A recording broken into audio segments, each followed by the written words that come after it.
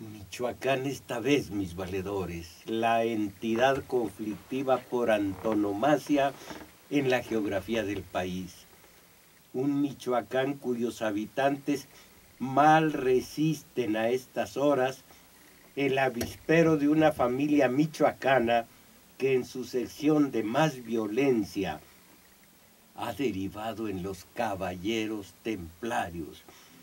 Un Michoacán cuyos sectores más castigados reaccionan aplicando violencia por violencia y en su carácter de autodefensas y policías comunitarias se enfrentan precisamente a la violencia y detrás de tan erizado escenario de sangre y luto, mal sobrevive una entidad federativa que si no es un Estado fallido, muy poco le falta, según las características de un Estado con esa denominación.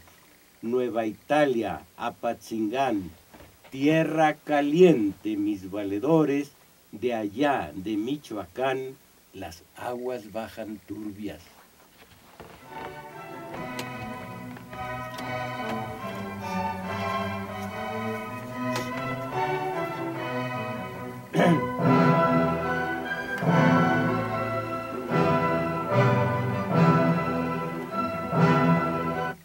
Michoacán y la tierra caliente en el rafaguear, verbo nuevo, verbo nuestro, en el rafaguear de la metralleta de la Coordinadora Regional de Autoridades Comunitarias, la CRAC, y en la UPOEG, Unión de Pueblos Organizados del Estado de Guerrero.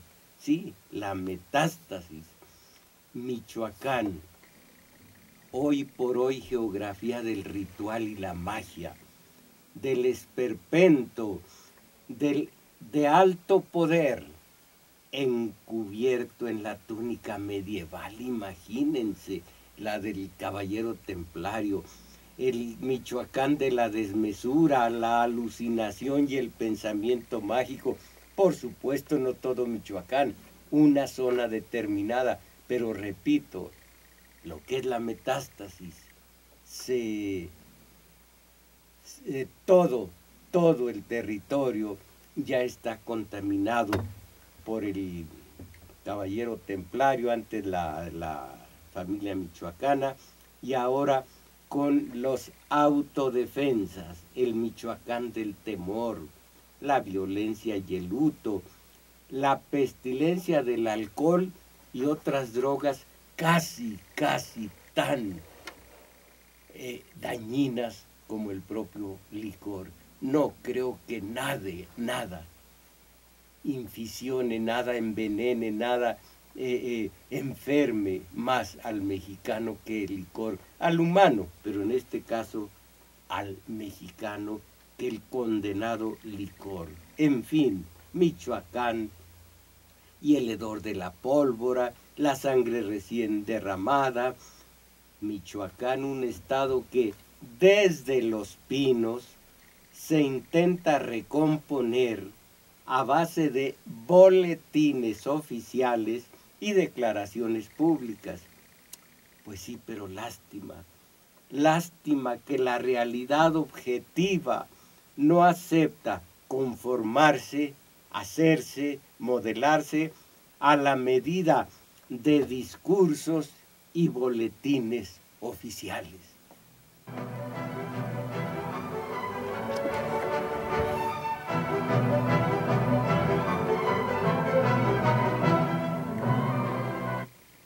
Tengo aquí, mis valedores, reportajes diversos de las metralletas y otras autodefensas de alto poder. Sé lo que digo, metralletas y otras autodefensas de alto poder que se echan encima la tarea que corresponde al Estado y entonces se enfrentan a los narcotraficantes.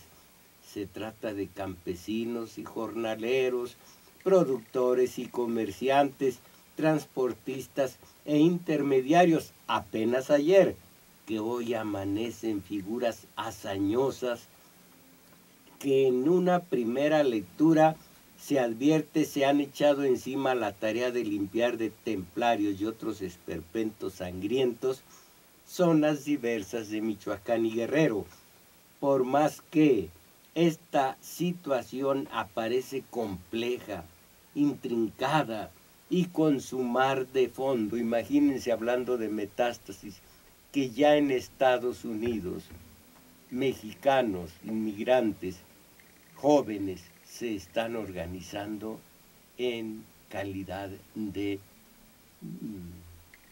policías comunitarias, no tanto, no policías comunitarias, sino autodefensas, imagínense. De todas maneras, y según la crónica del reportero, semejante lucha armada, la de Michoacán y Guerrero, constituye una extensa saga donde se mezclan actos de vileza y acciones de heroísmo, todo fermentado con sangre, dolor y pensamiento mágico en una tierra caliente de trópico, de desmesura, de alucinación, válgame.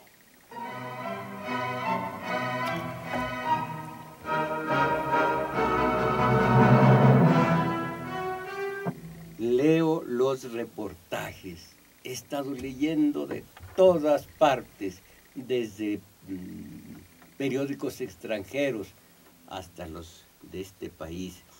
Leo y su lectura me remite a los terrenos de la ficción. Créanme, según los reportajes parece que leo retazos de capítulos de novelas de tierra caliente, trópico, desmesuras y acciones alucinantes que parecen salir de la imaginación de Valle Inclán, de Roa Bastos, de Escorza, de Asturias, en fin. Por vía de ejemplo, mis valedores, ¿recuerdan ustedes al hazañoso comandante Cero de Nicaragua? Ese comandante que de héroe revolucionario degeneró en rufián traidor y desvergonzado, ya no en Nicaragua sino en Costa Rica, donde ya no lo pudieron aguantar. Bueno, pues aquí, a la manera de comandante Cero, aquí, en el reportaje de Verónica Calderón, surge el comandante 5. De esto voy a hablar enseguida, del trópico, de la novela del esperpento, pero también del pensamiento mágico, del realismo mágico, de lo real maravilloso. Pero antes de referirme a todas estas cuestiones, ¿algún comentario al respecto?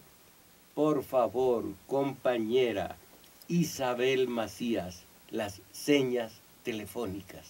Sí, maestro. El teléfono es 55 36 89 89.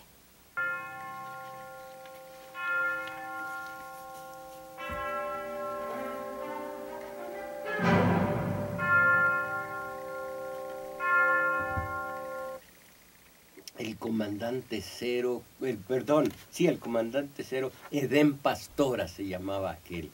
Pues este comandante 5, el reportaje es de Verónica Calderón. Soy el comandante 5, un hombre alto de unos 40 años, viste una camiseta blanca y una gorra negra, estrecha la mano con seguridad. Lo custodian decenas de hombres armados. Mírame bien, yo que voy con el rostro descubierto. Es el jefe encargado de Parácuaro, uno de los municipios controlados por las autodefensas mexicanas, milicias levantadas en armas contra el cártel del narco que domina la zona. Están en una mansión de 300 metros cuadrados que, según cuentan, pertenecía a un sicario al que apodaban el Botas. Lleva una pistola plateada, muestra un móvil BlackBerry, yo no sé lo que esto sea. ¿Usted sabe qué es BlackBerry? Pues es un celular, maestro. Ah, un celular. Bueno, muestra un móvil BlackBerry y dice: mira, esta es la foto que le mandé a mi familia. Aquí estoy yo con las dos que me cuidan. Las dos que la cuidan, que lo cuidan, a ver. En una mano empuña un estandarte de la Virgen de Guadalupe. En la otra, una AK-47. Las dos que me cuidan, dice el comandante Cero. La Virgen de Guadalupe y la AK-47.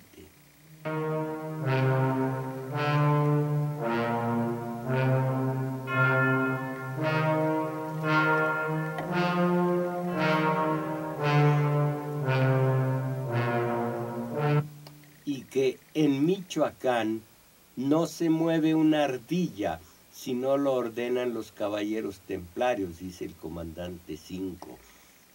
El empresario pronuncia la frase sin inmutarse, como quien dice una obviedad. Fuma un cigarro y señala a su alrededor: aquí están. Es de Morelia, una ciudad de 800,000 habitantes y la capital de Michoacán, un estado al suroeste de México que concentra el conflicto más grave que ha vivido el país en por lo menos 20 años. Y los caballeros templarios son el cártel de narco que manda aquí. El comandante 5 es el jefe de Parácuaro. Culpa al ejército de negligencia por la muerte de 2 jornaleros en Antunes. Dice: yo he sido militar y sé que nos capacitan para resistir la presión y que no nos salgan los tiros al pendejo. Así dice. Si un narcotraficante pudiera diseñar el sitio ideal para operar, el resultado sería Michoacán, dice la reportera Verónica Calderón. Tiene 270 kilómetros de costa con el Pacífico. Estas especificaciones cuadran, son pertinentes porque vienen, se publican en un matutino del extranjero. Entonces, es tierra fértil Michoacán, dice. Es el campo ideal para el cultivo de la droga. Su zona boscosa esconde la mayor cantidad de laboratorios de metanfetaminas del país. Sus pueblos de difícil acceso, oigan esto, son un escondite inmejorable. Sus barrancos profundos son el lugar idóneo para arrojar los cuerpos.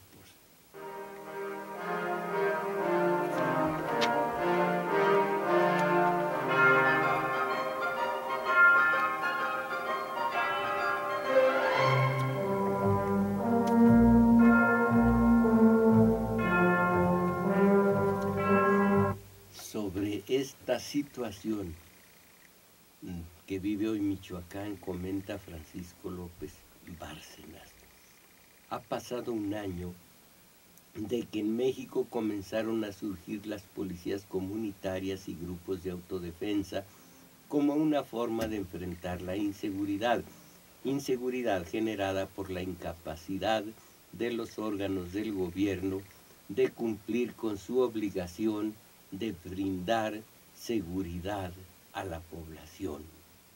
El fenómeno comenzó a notarse desde noviembre del 2012, apenas unos meses después de que se decidió la elección de presidente de la República. En varias entidades federativas, marcadamente Guerrero, Michoacán, Hidalgo, Veracruz y Oaxaca, comenzaron a mostrarse públicamente diversas policías comunitarias y grupos de autodefensa. Después se supo que muchas de ellas no eran tales, sino grupos formados por políticos profesionales para posicionarse frente a sus adversarios, y desaparecieron. Detrás del fenómeno, se especuló, podía encontrarse el general colombiano Óscar Naranjo, ligado a grupos paramilitares en Colombia. ¡Ah, qué horror! Ya Santos, el presidente colombiano, mandó llevárselo. Estaba aquí, imagínense, grupos paramilitares que tanto daño han hecho en el sureste de México, concretamente en los Altos de Chiapas. Grupos paramilitares en Colombia, y en ese entonces asesor era Óscar Naranjo en materia de seguridad del presidente electo de México.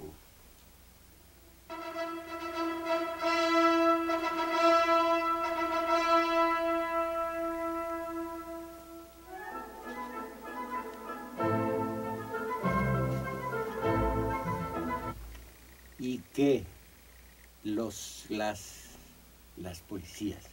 las policías comunitarias forman parte de las estructuras de gobierno de los pueblos y obedecen a ellos, quienes son los responsables de su funcionamiento.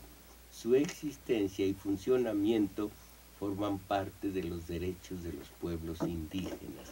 Las autodefensas, en cambio, son grupos de ciudadanos que se organizan y arman para procurarse seguridad, y cuando lo logran, desaparecen. Pero esto último no es fácil, porque nada asegura que la causa que los llevó a armarse desaparezca del todo. Y si no desaparecen, pueden convertirse en un problema o ser utilizados por el gobierno para controlar el descontento social. Por eso es necesario distinguirlas.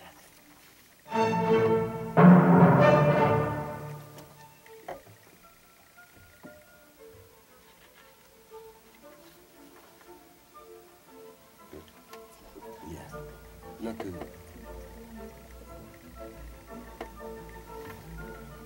¿No te atreves a leer algo?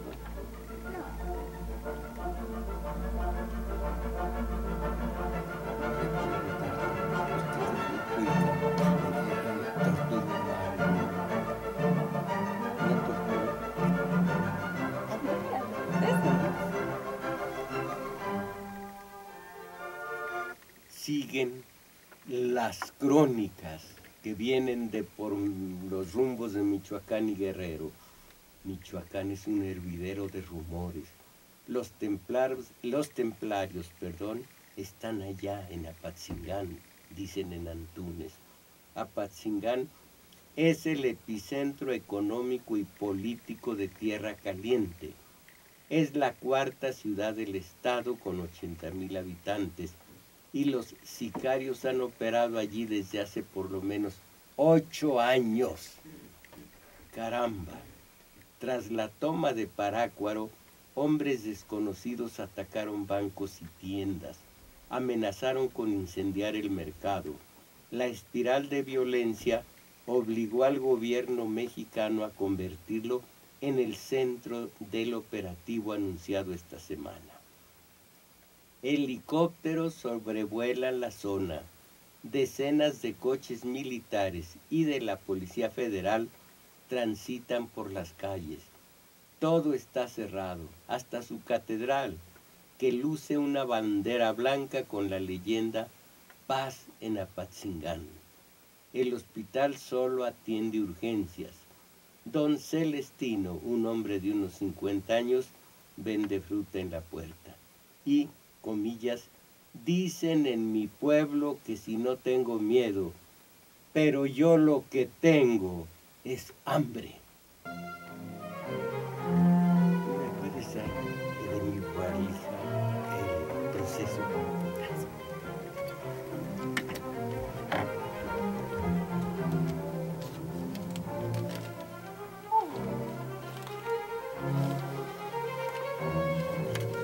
Ahora no sé dónde está.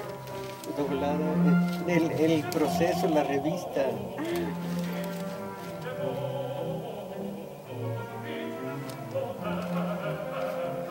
Si no lo encuentras, no. No.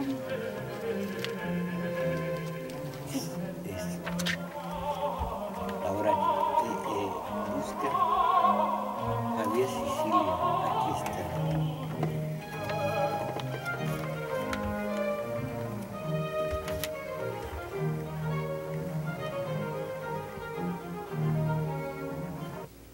carretera Apatzingán-Aguililla. ¡Ah, qué nombre! Como para un corrido precisamente, Aguililla. Es un hombre pequeño y lo conocen como comandante Patancha. Patancha. El corrido que compusieron en su honor suena en la enorme camioneta en la que llega. Por un aguaje libre, dice el letrero que la distingue. Dueño de un taller mecánico y comercializador de fierro viejo, Patancha coordina 3 grupos, comillas, en la trifulca, en la revolución, como dice él. Cuenta Patancha que en el aguaje la resistencia de los templarios se tradujo en 3 choques. ¿Cuántas bajas hubo? En nosotros ninguna, en ellos sí, pero no sé decirle cuántas porque así se dictó, que se los tragaran los coyotes o los perros, válgame. ¿Qué ha pasado con las familias de los templarios? Muchas tuvieron que huir o los corrimos.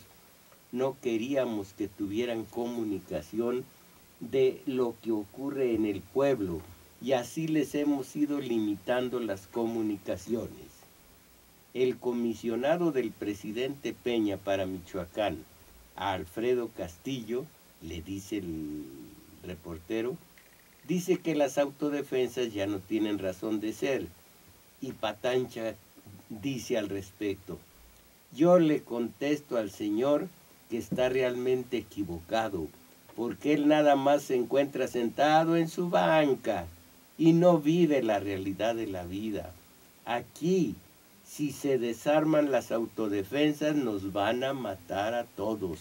Las autodefensas son necesarias hasta que acabe la lucha que tenemos emprendida con los federales y los soldados.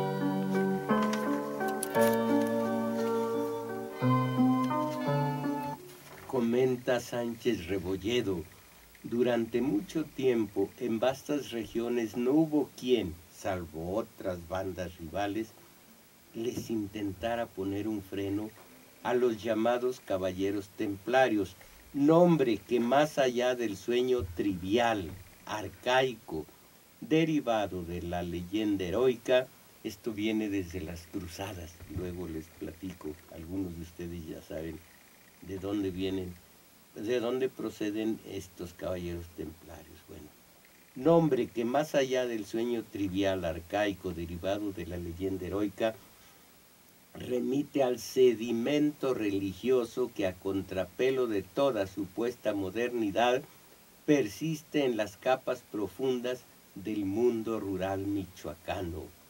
Decían ser los salvadores, pero los códigos de honor se convirtieron en letra muerta para agraviar más y más a la gente.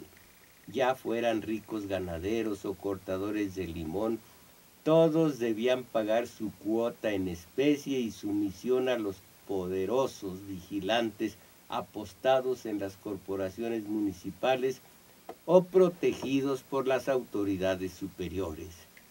Si la defensa de la comunidad ante el embate de otros cárteles no dio a los templarios la legitimidad originaria para actuar al margen de la ley como si fueran un estado feroz y rudimentario, la inevitable cadena de abusos que está en la lógica de la actividad delincuencial terminó por crear fisuras en el monolito criminal y así surgieron las primeras autodefensas ante el desconcierto, por no decir el pasmo, de la autoridad que vio cómo poco a poco se iban materializando las peores hipótesis contenidas en el manual de seguridad.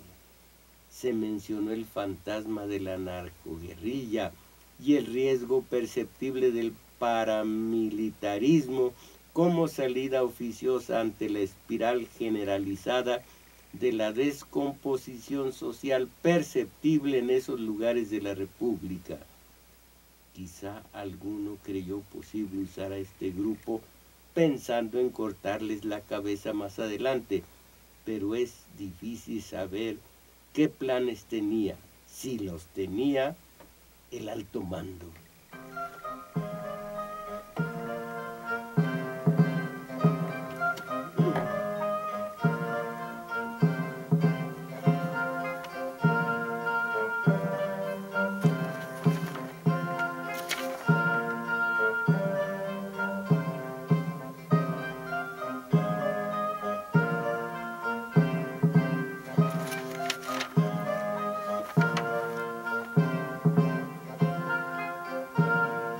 Válgame, ¿por qué decidieron incorporarse a las autodefensas? Porque se quisieron burlar de mi familia, querían llevarse a mi muchacha, y yo tenía que cuidarla. Casi me aventé 2 semanas en lo que pedí auxilio a las autodefensas para llegar a el aguaje. ¿Cómo supo que se la querían llevar? Uno de los jefes llegó y me dijo que él pretendía a mi muchacha y que se la iba a llevar a huevo. ¿Qué edad tiene su hija? Anda en la edad de 16 años. ¿Qué mal le hicieron? Tenía un compadre muy querido, Elías. Mataron a su papá, lo mataron a él, mataron a su hija, a mi ahijado, a toda la familia. Un día van a ir a Chila y lo pueden constatar donde están todas las cruces, una detrás de otra, toda la familia. ¿Por qué los mataron? Dijeron que porque andaba con los blancos, o sea, las autodefensas, pero creo que fue por robarle lo poquito que tenía, porque nunca anduvo con nosotros. ¿Qué hacían las autoridades municipales?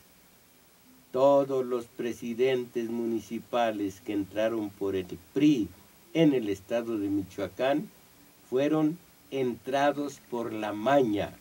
Los comandantes de la seguridad, todos los comandantes de la seguridad eran templarios.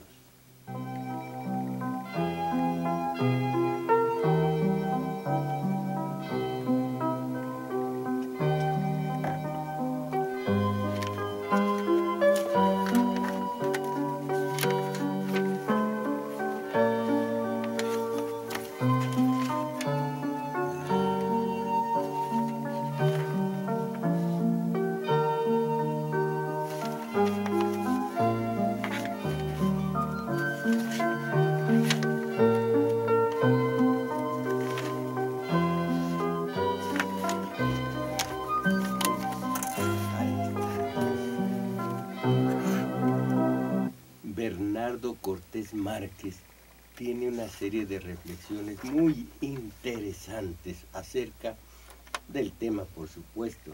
Dice, retornando a su potencia originaria, a la protoinstitución política por excelencia, que es la soberanía de comunidad, los pueblos pueden hacer cumplir lo que en la ley y el sentido de derecho se encuentra sin significado. Al tomar su seguridad en sus manos, es decir, su vida misma, las comunidades de Tierra Caliente le han arrebatado el ejercicio biopolítico al poder soberano del gobierno y han constituido así una acción política de la que no es posible diferenciar algo así como un Estado y un pueblo. Autodefensa, autoorganización, son conceptos que deben ser comprendidos como una potencia que vuelve a sí misma para acrecentarse a una segunda potencia, generando un pueblo que vuelve sobre sí mismo, pueblo que genera pueblo, en el que no es posible separar una forma de vida de un pueblo y un poder político. Y es aquí donde advierte el ejemplo, yo creo que debe decir se advierte, Y es aquí donde advierte el ejemplo de un pueblo futuro, por venir, que recupera y lleva a cabo un acto que se enfrenta al Estado, se manifiesta el ejercicio pleno de su potencia soberana, que ninguna ley ni ningún derecho pueden pretender agotar y apagar. No es ya soberano quien decide sobre el estado de excepción, como pensaba Smith, sino quien porta en su esencia el origen, la potencia de todo poder político, y esta es la comunidad, el pueblo. Desde luego se equivocan aquellos que comprenden las autodefensas como un acto ilegal que atenta contra el Estado de Derecho, ya que su proceder no es nunca la violación de la ley, sino, y sobre todo, el cumplimiento, precisamente el cumplimiento de la esencia de la ley en su plenitud, es decir, que han tomado una función del gobierno en sus manos para ejercerla directamente. Han expropiado la potencia política que antes se había delegado, y esto es un acto de pura política sin mediación ni delegación, es decir, que han hecho de la ley y su función de proteger la vida una forma de vida de una comunidad que se autodefiende frente a la inoperosidad, así dice, del gobierno. Al defenderse a sí mismas, las comunidades de Michoacán no hacen sino aplicar el derecho y la ley en su esencia misma, en su potencia originaria. Piensen ustedes en el 39 constitucional. En su potencia originaria, y recordar la potencia política que los pueblos contienen en sus cuerpos mismos y que pueden hacer retornar o expropiar a todo gobierno y Estado el poder. A todo gobierno o Estado expropiarle el poder. Las guardias comunitarias o autodefensas comunitarias hacen inoperoso el Estado de Derecho, no operativo el Estado de Derecho. Pero no para transgredirlo, ni para simplemente suspender la ley en un estado de excepción, sino que lo expropian, lo recuperan para cumplirlo de una vez por todas. Las autodefensas no son ni ilegales, ni han simplemente abolido un estado de derecho derrumbado ya desde hace tiempo, sino más bien que lo han restituido a su más originaria potencia, aquella en la que la ley y la política eran indistinguibles, porque se sintetizan en la soberanía del pueblo recuperada por la corrupción de su delegación en el gobierno. Delegaron en el gobierno y no les fue satisfactorio, digo yo, y entonces acuden, digo yo, al 39 constitucional y proceden en consecuencia. La soberanía radica originariamente en el pueblo. Todo derecho dimana del pueblo, estoy diciéndolo de memoria, el cual tiene en todo momento el derecho inalienable de darse los cambios que cree convenientes para su provecho. En cambio, ¿cómo puede alguien ser tan cándido y erigirse en director de comunidades, en líder de comunidades? Dice en el semanario de hoy Javier Sicilia, la clase política tiene que aprender a... ¡Qué ingenuidad! No, si es tonta la clase política, por eso le va tan mal en lo económico. Es muy tonta. Leo, la clase política tiene que aprender a ver y a escuchar lo que los movimientos sociales y las autodefensas le están diciendo. 2 puntos. Que si quiere salvar al Estado, debe cambiar su conducta y trabajar del lado de la resistencia ciudadana, de las necesidades de la gente y de la paz y la justicia. De no hacerlo, su ciega sordera seguirá alimentando a comillas, la máquina asesina y generando la única salida que le deja a la dignidad, continuar resistiendo. Teoría política. Algo tenemos que hacer con teoría política, compañera Isabel Macías. ¿Tenemos? ¿Qué Sí, tenemos? maestro. Tenemos que asistir al taller de teoría política. ¿Cuándo es? Sí, los sábados de 11 a 13 horas en el Centro Cultural El Juglar de Manuel M. Ponce, 233, Colonia Guadalupe. Porque de otra manera los políticos tienen que aprender, válgame.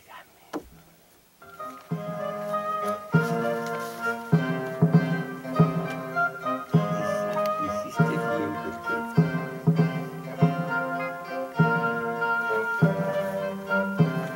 Muy bien. Estoy orgulloso de la porquería que tengo a mi lado.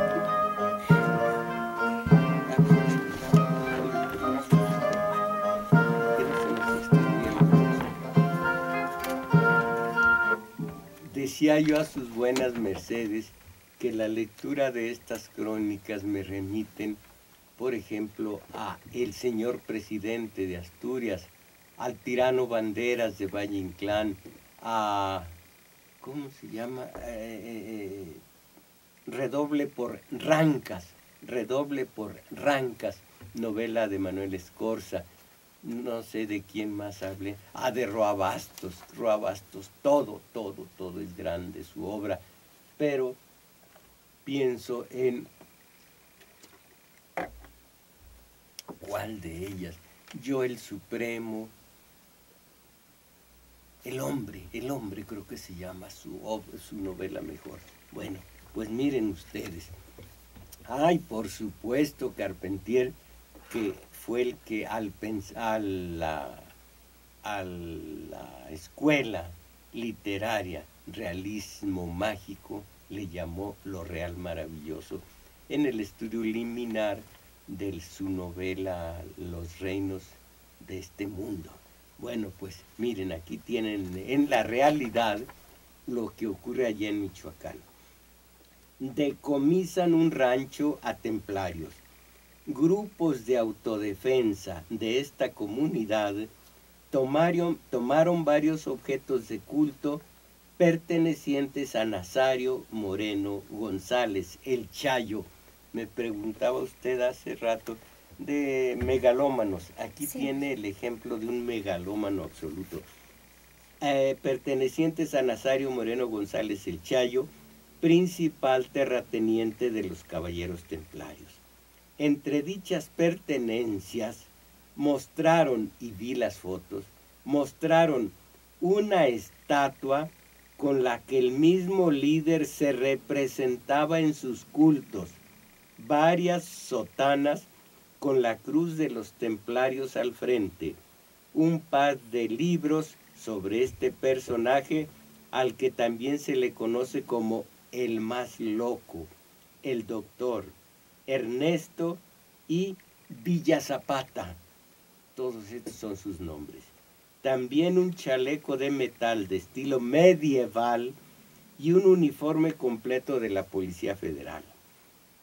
Los objetos los mostró Estanislao Beltrán, coordinador de los comunitarios armados, a medio kilómetro del rancho La Ilusión, propiedad del Tucán, lugarteniente de la organización en Antunes, el cual quedó abandonado desde la semana pasada.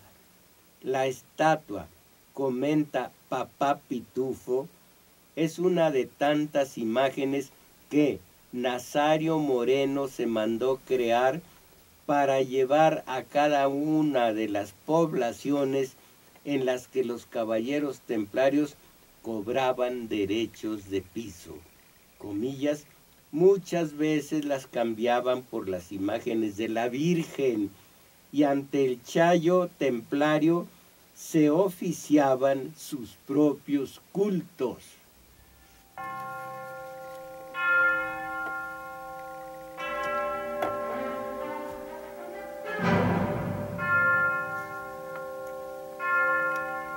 Caramba, ¿y cómo es la tal estatua? Yo la vi.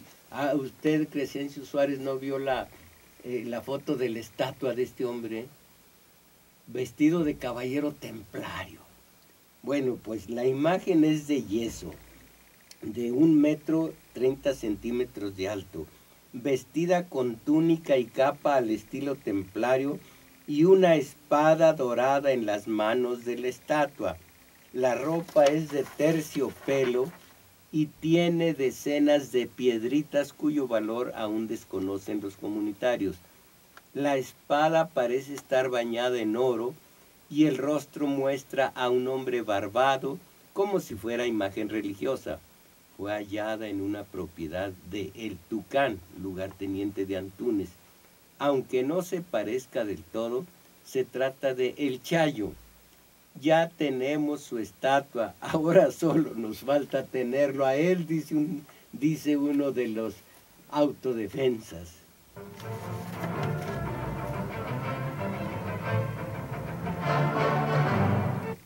Puro pensamiento mágico en esta estatua. En cambio, qué diferentes los creyentes allá en Michoacán. Oran por exorcizar demonios en Apatzingán. Cientos de pobladores, la mayoría mujeres y niños, realizaron ayer una peregrinación rumbo a Catedral, donde depositaron a la Virgen del Cerro de Santiago de Acahuato, a la que rogaron que exorcizara a los demonios de Apatzingán. Creo, mis valedores, que no solo necesitamos ese taller de teoría política que ya existe, sino un taller de religión para que sepamos lo que es, en este caso, la libertad, el libre albedrío, con el don inapreciable con el cual se tiene uno que saber que Dios, la Virgen, para los creyentes, no se meten en asuntos de cambiar el destino de nadie. Es el libre albedrío, uno maneja su propio destino con las circunstancias, con los elementos ya existentes en el medio donde uno se mueve. Bueno, allí rogaron que exorcizara a los demonios de Apatzingán. Allí, entre sacerdotes y monjas, el obispo de Apatzingán, Miguel Patiño, ofició una misa en territorio conflictivo. Venimos a orar por nuestra ciudad y los municipios. Los feligreses partieron desde la parroquia del Sagrado Corazón, en donde pernoctó la sagrada imagen, la Virgen de Acahuato, que días atrás había abandonado el Cerro de Santiago. Dicen que es milagrosa, comenta una mujer. Total, procesión religiosa a pie desde este lado hasta este otro. La parroquia del Sagrado Corazón recibió a la Virgen, custodiada por elementos de la Policía Federal. Hasta el frente de la procesión avanzaba una camioneta con elementos armados y una docena de motociclistas acompañó a los feligreses. Un canto que se repetía conforme avanzaba el continente a pleno sol decía: la Virgen de Acahuato, mi Madre Celeste, eres el amparo de tierra caliente.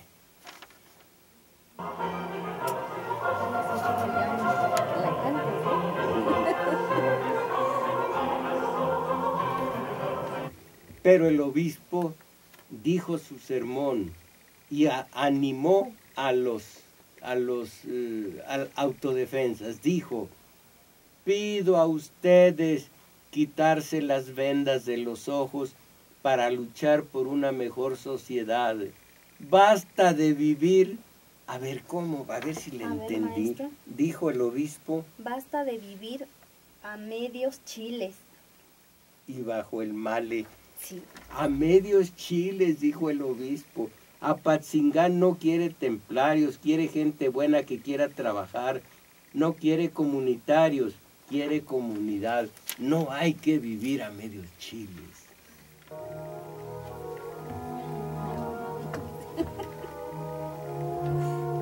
Pues sí, pero también hablaba de la metástasis. Personas que afirman pertenecer al colectivo renovador estudiantil autónomo se manifestaron ante la sede de la Secretaría de Gobernación. Esto ocurrió el 19 de enero para exigir que el ejército salga del territorio michoacano y ellos están a favor de de las policías comunitarias o de los autodefensas. Mientras tanto, Enrique Peña, allá en Davos, en Montreal, Canadá, dijo lo siguiente: de ninguna manera, dijo, no han crecido las autodefensas de Michoacán, de ninguna manera, al contrario, creo que el espacio que nos ha permitido este año la actuación, como las cifras y las estadísticas claramente lo acreditan, es claro que hay una disminución realmente una gran disminución de los niveles de violencia. Disminución de los niveles de violencia, dijo en el extranjero el presidente del país. Pero entonces, ¿por qué? ¿Por qué al siguiente día apareció la noticia? Durante el 2013, México rompió récord en cifras de secuestro y extorsión. Esto, de acuerdo con el secretario ejecutivo del Sistema Nacional de Seguridad Pública, de enero a diciembre del año pasado se contabilizaron 1.695 denuncias por secuestro y 8.042 por extorsión. Dichas cifras son las más altas registradas por el secretariado, desde que se contabilizaron los delitos del fuero común. Por otra parte, en el 2013, en México se asesinó a un promedio de 49 personas al día. Mis valedores, esto es México.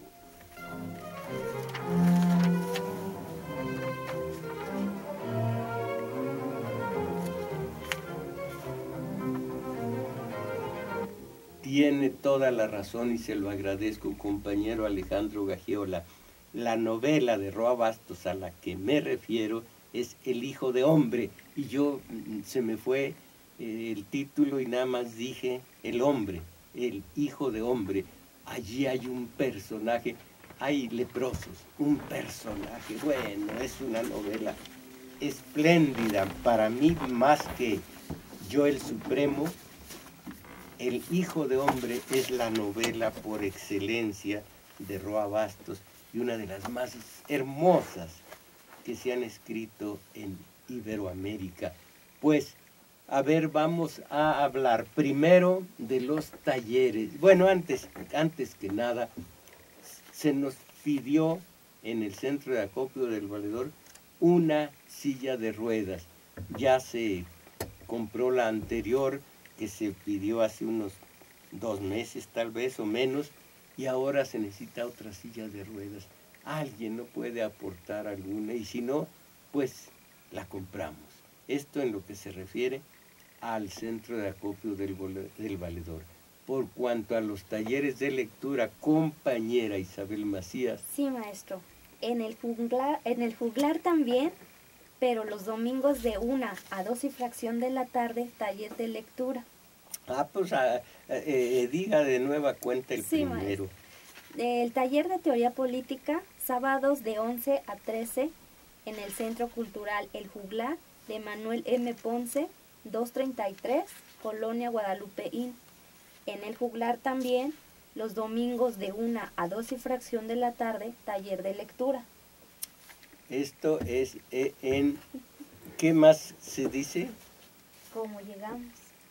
Bueno. ¿Cómo se llega, maestro? ¿Usted sabe cómo se llega? Bueno, pues se supone que si se viaja en Metrobús por Insurgentes, se bajan los compas en la estación Olivo caminan rumbo a Revolución un par de cuadras largas, encontrarán, después de la caminata, un parquecito en el flanco cercano a Revolución, en el flanco que da a Revolución está el juglar. En el juglar estamos usted y yo y todos los contertulios. Y allí vamos a tener hoy, estoy emocionado, un principio de lectura de una obra fundamental que yo amo sobre todas las cosas, El Principito. Van ustedes a ver lo que nos espera hoy a la 1, no, es a la 1, maestro, sí. De 1 a 2 y fracción. De 1 a 2 y fracción. Bueno, Julio Salgado, ¿puede usted leer o lo empiezo yo? Yo leo. Julio Salgado, las autodefensas son sagradas, son las primeras instituciones de seguridad de los pueblos. Este es en la Constitución o no, es un derecho universal y es una necesidad provocada por el mal gobierno de la dictadura priista, generada por la miseria y tragedias y herederas de todos los males que padece México.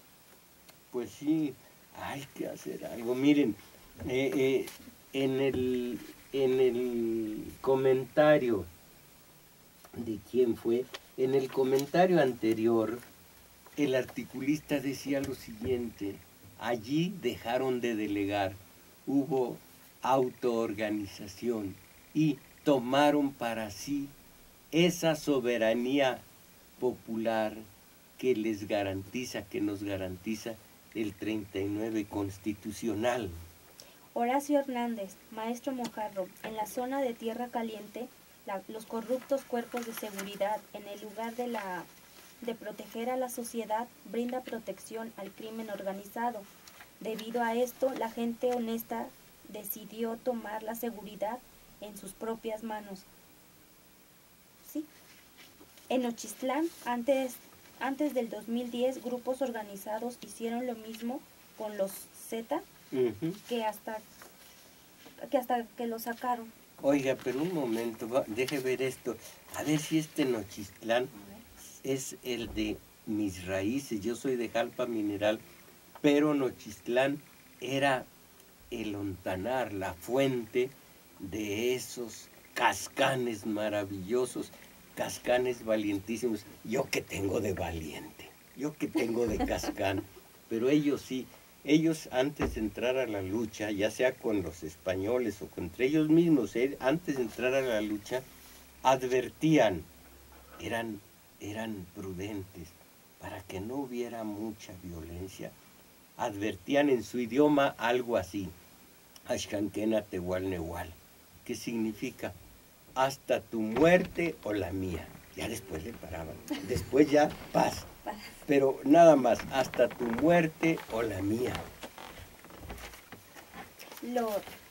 Ernesto Ortiz, los gobernantes ladillos son los culpables de la descomposición y matanza en este país. Estos solo operan riquezas, mala vida. Los grupos autodefensas de Michoacán tienen razón en organizarse y defenderse. Dice el propio compañero Alejandro Gagiola, la novela de Onetti, que también es recomendable, no es el juntacadáveres, es juntacadáveres, pero no, pues no acabaríamos. Aquí en Juntacadáveres hay un personajazo, siempre trae un abrigo, se llama, ahorita les digo, bueno, no es taller de teoría, de lectura, bueno, tiene un nombre extranjero, luego les digo, pero hay muchas novelas de este tipo, las lanzas coloradas y demás. Dice Mario Rivas, puede abordar el tema de la doctrina del shock. Esto es de una manera, como decir, me puede complacer con una melodía. María del Carmen Amezaga siempre dice que la gente debe organizarse y resolver sus propios problemas. Hace rato usted dijo que las autodefensas despojaron a la policía de su responsabilidad. Esto no es cierto, porque el gobierno abandonó sus responsabilidades y el pueblo la tomó. Los ricos siempre han tenido guaruras. Hace rato dije que eran al principio muy compleja la situación, no es nada más de decir blanco y negro. Pedro Ríos, las autodefensas son una forma de organización celular, tuvieron que formarse en situaciones extremas, la crisis económica, política y social, pero sobre todo la desesperación que tenían los pobladores, a los cuales robaron su patrimonio y violaban a sus hijas. Necesita toda la población que esto le pase para reaccionar. Agustín Ibáñez, la violencia en México fue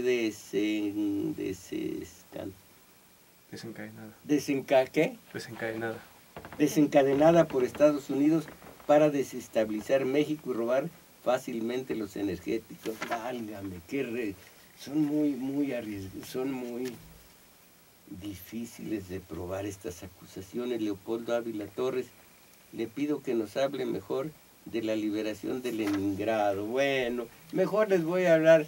Larsen se apellida el de Junta Cadáveres. Ya nomás me falta el nombre. Bueno, fue todo por hoy. Me ordena callarme Juan Carlos Osornio, que es el encargado de la continuidad, y a quien agradezco su valimiento, como a Crescencio Suárez en el control técnico. Tuvimos en los teléfonos a Daniel Cruz y el propio Tláhuac Acuña, que allá en el teléfono y aquí en la grabación de este video nos hace muchísimo, nos da mucho valimiento. Este video, mírenlo el próximo jueves a las 6 de la tarde en la página valedor.org. Valedor.org. Gracias, compañera Isabel Macías. Ahí nos vemos. En el taller de lectura. Sí. Y mis valedores, a salir de la mediocridad. Ánimo.